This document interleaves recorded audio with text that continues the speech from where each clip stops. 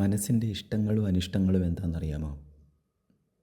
മനസ്സിൻ്റെ ഇഷ്ടങ്ങളെന്ന് പറയുന്നത് ചെറുപ്പത്തിലെ വളരെ കുഞ്ഞിലെ ഓർമ്മ വെക്കുമ്പോൾ മുതൽ നമ്മളിൽ വന്നു ചേരുന്നതാണ്.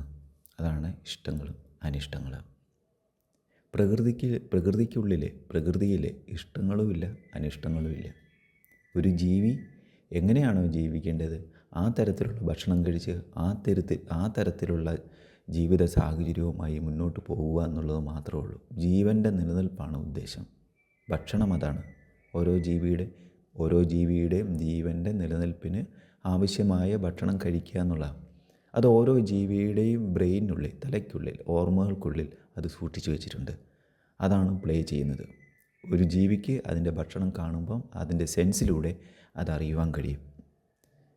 മനുഷ്യനും അങ്ങനെ തന്നെയാണ്. മനുഷ്യനും അവരവരുടെ ഭക്ഷണം എന്താണെന്ന് അവരവർക്ക് നല്ല ബോധ്യമുണ്ട്. പക്ഷേ അത് മറഞ്ഞുപോയി. അതായത് നമ്മൾ മനഃപൂർവ്വം എന്ന് പറഞ്ഞാൽ ഇസ്രായേലിലോ ഇറാഖിലോ US-ലോ എവിടെയാണോ, ഏത് രാജ്യത്താണോ മനുഷ്യർ ജീവിക്കുന്നത്, ആ ജീവിക്കുന്ന ജീവികളുടെ ആഹാര രീതി നമ്മളിവിടെ ഈ കുഞ്ഞു കേരളത്തിലെ ഇവിടുത്തെ മണ്ണിലെ ഇവിടുത്തെ വെള്ളത്തിലെ ഇരുന്ന് നമ്മൾ കഴിക്കുകയാണ്. അതാണ് പ്രശ്നം. അതായത് ഒരു ജാതിയുടെയോ മതത്തിൻ്റെയോ വർഗത്തിൻ്റെയോ വർണ്ണത്തിൻ്റെയോ പേരിൽ രൂപീകരിക്കപ്പെട്ട ഭക്ഷണ സംസ്കാരമാണ് നമ്മൾ ഇവിടെ കഴിക്കുന്നത്. ഇതാണ് മനസ്സിൻ്റെ ഇഷ്ടങ്ങളും അനിഷ്ടങ്ങളും നമ്മളുണ്ടാക്കി വെച്ചത്. നമ്മുടെ കുഞ്ഞുങ്ങളെ നമ്മൾ എന്താണ് പഠിപ്പിക്കുന്നത്?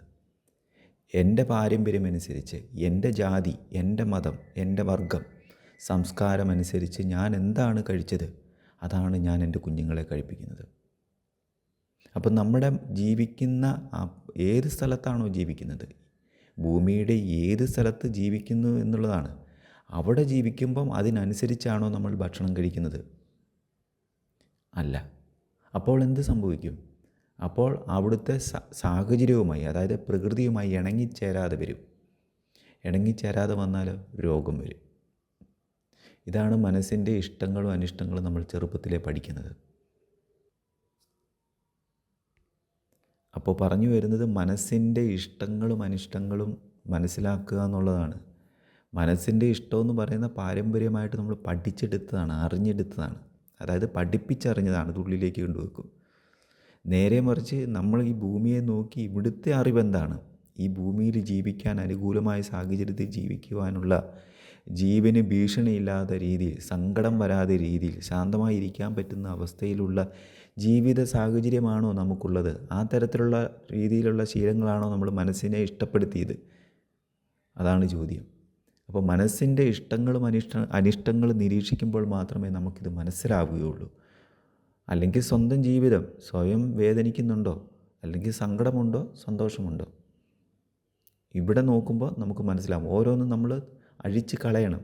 നമ്മൾ ഉണ്ടാക്കി വെച്ചിരിക്കുന്ന ഈ ദുഷ്കർമ്മങ്ങളെന്ന് പറയാം, അല്ലെങ്കിൽ ദുശ്ശീലങ്ങളെന്ന് പറയാം, ഇതെല്ലാം നമ്മൾ അഴിച്ച് കളയണം. മനഃപൂർവ്വം അഴിച്ച് കളഞ്ഞാൽ നമുക്ക് കുറച്ച് സ്വസ്ഥത ഉണ്ടാവും. മറ്റുള്ളവർക്ക് പണമുണ്ടാകും, അല്ലെങ്കിൽ അവർ ആഡംബരത്തിൽ ജീവിക്കുന്നുണ്ടാവും, അവർ യൂറോപ്പിലെ ഭക്ഷണങ്ങൾ കഴിക്കുന്നുണ്ടാവും. പക്ഷെ അവർക്കൊപ്പം വരുന്ന സംഭവമാണ് ദുഃഖം, സങ്കടം, നിരാശ, ഒന്നും ആയില്ല എന്നുള്ള തോന്നൽ. ഇതെല്ലാം ഉണ്ടാക്കി വെച്ചിട്ട് ഒന്നും ആയില്ല. നേരെ മറിച്ച് ഞാനീ പറഞ്ഞ പോലെ ജീവിച്ചാൽ നമുക്കൊന്നും ഉണ്ടാവില്ല.